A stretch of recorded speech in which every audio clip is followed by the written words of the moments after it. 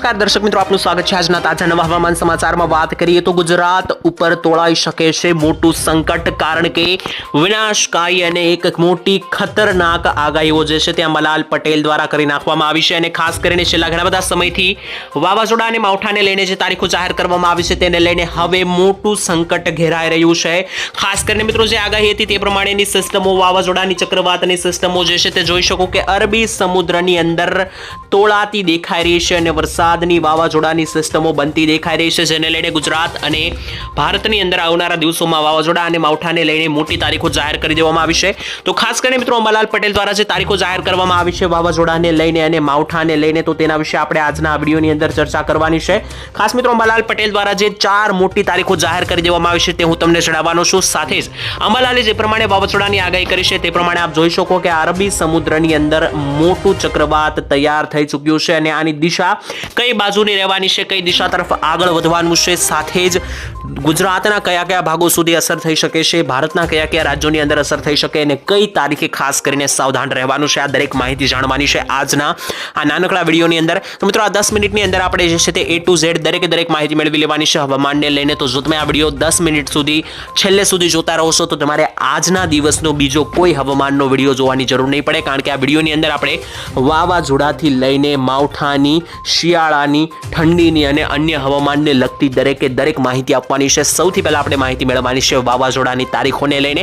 બીજા નંબર ઉપર હું તમને માહિતી આપીશ કે અંબાલાલ પટેલે જે માવઠાની તારીખો જાહેર કરી છે કે ખાસ કરીને 18 નવેમ્બર આસપાસ ગુજરાતના ભાગોમાં માવઠાઓ જોવા મળવાના છે. તો કયા કયા ભાગોમાં જોવા મળશે તેના વિશે પણ હું તમને માહિતી આપીશ અને અંતમાં આપણે ઠંડી અને શિયાળાને લઈને જે તારીખો આવી છે તેના વિશે પણ વાત કરવાની છે. હવે મિત્રો સમય બગાડ્યા વગર વિડીયોની શરૂઆત કરીએ અને વાવાઝોડાથી શરૂઆત કરીએ. તો ખાસ કરીને અંબાલાલ પટેલ દ્વારા તારીખો આપી દેવામાં આવી હતી કે 14 નવેમ્બરથી લઈને 18 નવેમ્બર વચ્ચે બંગાળની ખાડીની આસપાસ એક મોટું તીવ્ર ચક્રવાત બનશે તેવી અંબાલાલે આગાહી કરી હતી અને જેની અસર 18 નવેમ્બરથી લઈને 22 નવેમ્બરની અંદર ગુજરાતના છૂટાછવાયા ભાગોમાં જોવા મળશે તેવી અંબાલાલની ખાસ કરીને આગાહી હતી. આગાહી પ્રમાણે મિત્રો જોઈ શકીએ તો વાવાઝોડાની અસર તો થવા લાગી છે, પરંતુ ખાસ કરીને બંગાળની ખાડીમાં નહીં, પરંતુ અત્યારે હિન્દ મહાસાગર કહી શકો અથવા તો તમે અરબી સમુદ્રનો તટ કહી શકો, ત્યાં મિત્રો જોઈ શકો કે એક મોટું ચક્રવાત તોળાઈ રહ્યું છે. ખાસ આપને દેખાડી દઈએ તો મિત્રો આપ જોઈ શકો કે આ મોટું જે વિનાશકારી ચક્રવાત છે તે ખાસ કરીને અરબ સાગરના તટ પાસે, કિનારા પાસે બન્યું છે. હવે મિત્રો અહીંથી આ વાવાઝોડું કઈ દિશા તરફ આગળ વધશે, તો કયા કયા ભાગોને નુકસાન થશે તેના વિશે હું તમને માહિતી આપી દઉં.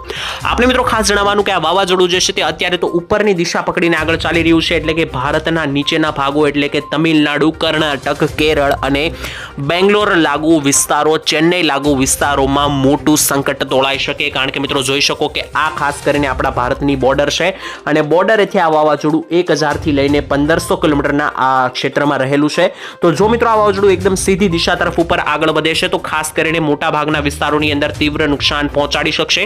બાકી મિત્રો જો આ વાવાઝોડું ઉપરની તરફ થોડું ડાબી તરફ આગળ વધે છે એટલે કે આ અરબી સમુદ્રમાં પહોંચી જાય છે, ખાસ કરીને ઓમાન વાળા વિસ્તારોની અંદર, તો આ ઝોન મિત્રો ગુજરાત માટે ડેન્જર ઝોન બની જશે, કારણ કે જ્યારે આ અરબી સમુદ્રના આ ખાંચાની અંદર કે જે ઓમાન, ભારત અને પાકિસ્તાનનો ખાંચો છે ત્યાં મિત્રો જો આ વાવાઝોડું આવી જાય છે આ લોકેશન ઉપર, ત્યારે મિત્રો ગુજરાતમાં પુષ્કળ પ્રમાણમાં નુકસાન થાય છે. આપણે આગળ પણ જોઈ લીધું છે કે ઓખી નામનું વાવાઝોડું આવ્યું હતું, ત્યારબાદ બીપર જોઈ, ગુલાબ વાવાઝોડું, આ દરેક વાવાઝોડા જ્યારે આવ્યા હતા ત્યારે તે આ ઝોનની અંદર એટલે કે આ જે ખાંચો છે ઓમાન બાજુનો અને ગુજરાત ભારત બાજુનો, અહીંયા મિત્રો જ્યારે ખૂંખાર વાવાઝોડા બને છે ત્યારે ખૂબ જ વધારે નુકસાન પડતું હોય છે. પછી તે વાવાઝોડું ગુજરાત તરફ ના આવે અને ઓમાન તરફ પણ જતું રહે તો પણ તેની ત્યાં અસરો બની જાય છે, અવશેષો બની જાય છે અને સિસ્ટમો બની જાય છે જે વરસાદમાં પરિણમીને ગુજરાતના ભાગોને ધોઈ શકે છે.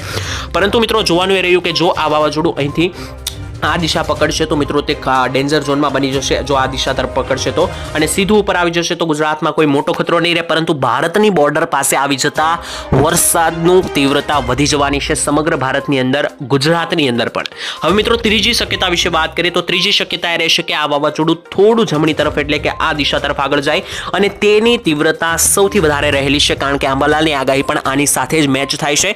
અંબાલાલે એવું જણાવ્યું હતું કે 14 નવેમ્બરથી લઈને 18 નવેમ્બર વચ્ચે બંગાળની ખાડીમાં એક મોટું મોટું ચક્રવાત બનશે. અને ખાસ મિત્રો આજે આપણે ખાસ જણાવી દઈએ કે આજે 15 નવેમ્બર છે અને 15 નવેમ્બરના રોજ આ વાવાઝોડું અહીંયા પેસિફિક મહાસાગર મિત્રો હિન્દ મહાસાગરની અંદર છે. અને જો મિત્રો આ વાવાઝોડું ધીમે ધીમે આ દિશા પકડશે તો અંબાલાલની આગાહી પ્રમાણે 18 નવેમ્બર પહેલા આ વાવાઝોડું બંગાળની ખાડીમાં આવી જશે અને તેના ચાન્સ મિત્રો જે છે તે 50% થી વધારે દેખાઈ રહ્યા છે. કારણ કે અંબાલાલની આગાહી પણ મેચ થઈ રહી છે અને વાવાઝોડાની દિશા પણ તરફની જો બનશે તો મિત્રો આ વાવાઝોડું અહીંયા આ દિશા પકડીને બંગાળની ખાડીમાં આવી જશે. અને જો આ વાવાઝોડું બંગાળની ખાડીમાં આવે છે તો તેને લઈને ગુજરાતના મોટા ભાગના વિસ્તારોમાં અસર થવાની શક્યતા રહેશે. કારણ કે બંગાળની ખાડીમાં જ્યારે મોટા ચક્રવાતો બને છે ત્યારે તેની સીધી અસર ત્યાં આસપાસના રાજ્યોમાં તો થાય જ છે, પરંતુ બંગાળની ખાડી અને ગુજરાત વચ્ચે એક અદ્ભુત રિલેશન રહેલા છે, સંબંધો રહેલા છે. જ્યારે બંગાળની ખાડીમાં વાવાઝોડા બને છે ત્યારે ગુજરાતના ભાગોની અંદર માવઠાઓની સિસ્ટમો બનતી હોય છે અને રેન્જ લંબાઈ જતા ગુજરાતના ભાગોની અંદર ખૂંખાર પવનોવાળા વરસાદો પણ જોવા મળી શકે છે. અને અંબાલાલે તેના વિશે પણ આગાહી કરી દીધી છે. ખાસ મિત્રો અંબાલાલની એવી આગાહી હતી કે 14 થી લઈને 18 નવેમ્બરમાં બંગાળની ખાડીમાં એક વાવાઝોડું બનશે. તેના વિશે મેં તમને સમજાવી દીધું કે કઈ રીતના આ વાવાઝોડું અહીંયાથી 18 નવેમ્બર પહેલા બંગાળની ખાડીમાં આવી રહ્યું છે. બીજી અંબાલાલે આગાહી મિત્રો કરી હતી કે 18 નવેમ્બરથી લઈને 22 નવેમ્બર વચ્ચે ખાસ કરીને જે બંગાળની ખાડીમાં બનેલું આ વાવાઝોડું છે તેની અસર ગુજરાત ઉપર થવાની શરૂ થઈ જશે. તો મિત્રો આપને હવે જણાવી દઈએ કે 18 થી લઈને 22 નવેમ્બર ઉપર ગુજરાતના કયા ભાગોમાં વાદળો દેખાઈ રહ્યા છે તેના આધારે આપણે જાણી શકીશું કે અંબાલાલે આપેલી આગાહી સાચી છે કે નહીં, કયા ભાગોની અંદર.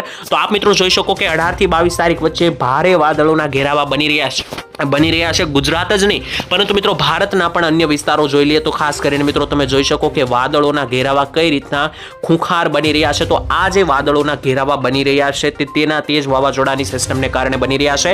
અને વાદળોની સેટેલાઇટને આધારે આપણે હવે સમજીશું કે આ વાદળો કયા વિસ્તારમાં છે અને જે વિસ્તારોમાં વાદળો છે ત્યાં તીવ્ર માવઠાઓની શક્યતા બની જશે 18 નવેમ્બર આસપાસ. તો આપણે હવે માત્ર ગુજરાતની વાત કરી લઈએ તો ગુજરાતના કયા ભાગોમાં તીવ્ર વાદળ દેખાઈ રહ્યા છે. સૌથી પહેલા આપણે જાણી લઈએ સૌરાષ્ટ્ર વિશે. તો જોઈ શકો કે સૌરાષ્ટ્રના જે ઉપરના જિલ્લાઓ છે ત્યાં અત્યારે તો વાદળો દેખાતા નથી, પરંતુ જે નીચેના જેમ કે અમરેલી, જુનાગઢ, ગીર સોમનાથ અને ભાવનગર, બોટાદ જિલ્લા છે તો આ 5 જિલ્લા સૌરાષ્ટ્રના જે છે ત્યાં માવઠા અને વરસાદની તીવ્રતા વધી જશે. ખાસ કરીને સૌથી પહેલા અમરેલી જિલ્લાની વાત કરીએ તો જોઈ શકો અમરેલી જિલ્લામાં બાબરાથી લઈને લાઠી, દામનગર, અમરેલી, બગસરા, કુંકાવાવ, દેવરાજિયા, લુંઘાણિયા, સાવરકુંડલા, ખાંભા, તેની સાથે ધારીના વિસ્તારો, અમુક મિત્રો સાવરકુંડલાના વિસ્તારો છે. ત્યારબાદ આસપાસના દરેક મિત્રો ચિત્તલ, દેરડીના વિસ્તારો છે. તો અમરેલીના દરેક ભાગોની અંદર જે છે તે ખાસ કરીને વાદળોના ઘેરાવા વધી રહ્યા છે, જેને લઈને આ ભાગોની અંદર છૂટા છવાયા મેઘતાંડવ જોવા મળી શકે છે.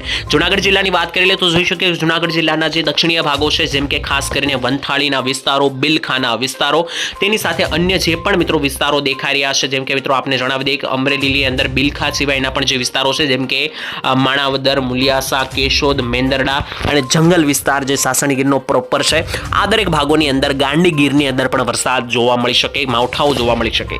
તેની સિવાય નીચે ગીર સોમનાથ જિલ્લામાં પણ જોઈ લઈએ તો રાજુલાથી લઈને લીલિયા બોર્ડર, તુલસીશ્યામ, ઉના, વેરાવળ, તુલસીશ્યામ, માંગરોળ, સાસણગીર અને મહુવા સુધી અને કદાચ કેશોદ અને માંગરોળના ભાગો સુધીના વિસ્તારોની અંદર છૂટા છવાયા માવઠાઓ દેખાઈ રહ્યા છે.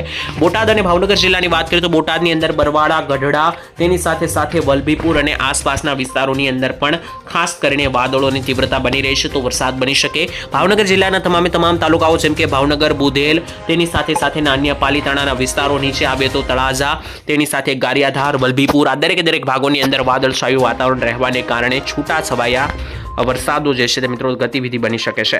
દક્ષિણ ગુજરાતની વાત કરીએ તો દક્ષિણ ગુજરાતમાં જોઈ શકો કે સુરતથી નીચેના દરેક વિસ્તારો જેમ કે વલસાડના વિસ્તારો, નવસારી, આહવા, ડાંગ, વ્યારા, સુરત, ભરૂચ, નવાપુર, ઉમરપાડા, ડીડિયાપાડા, જંબુસર, કરજણ, રાજપીપળા સહિતના ભાગોની અંદર અને નીચે ઉપર મિત્રો ત્યાંથી વધારે આગળ ચલીએ તો જોઈ શકો વડોદરા, ખંભાત, આણંદ, બોરસદ, નડિયાદ, બોડેલી, છોટાઉદેપુર અને આસપાસના જે પંચમહાલ, અરવલ્લી, છોટાઉદેપુરનો રેન્જ છે, આ દરેક ભાગોની અંદર તીવ્ર વાદળોની તીવ્રતાને કારણે વરસાદીય તીવ્રતા વધી જશે, ખાસ કરીને આવનારા 5 થી 6 દિવસ બાદ. મધ્ય ગુજરાતની માહિતી મેળવી લે તો મિત્રો ખાસ કરીને અત્યારે આ સિસ્ટમ જે છે તે ખૂબ જ નીચેના ભાગોમાં રહેલી છે. ખાસ કરીને આપણે જણાવી દઈએ કે ખૂબ જ દક્ષિણીય ભારતના પટ્ટામાં રહેલી છે, તેથી મિત્રો તેની રેન્જ જે છે તે ખૂબ જ ટૂંકી છે, એટલે કે કચ્છ બાજુના વિસ્તારો, ઉત્તર ગુજરાત અને મધ્ય ગુજરાતના વિસ્તારો સુધી મિત્રો આ રેન્જ પહોંચતી નથી, જેને લઈને ત્યાં સિસ્ટમોના વાદળો બન્યા નથી.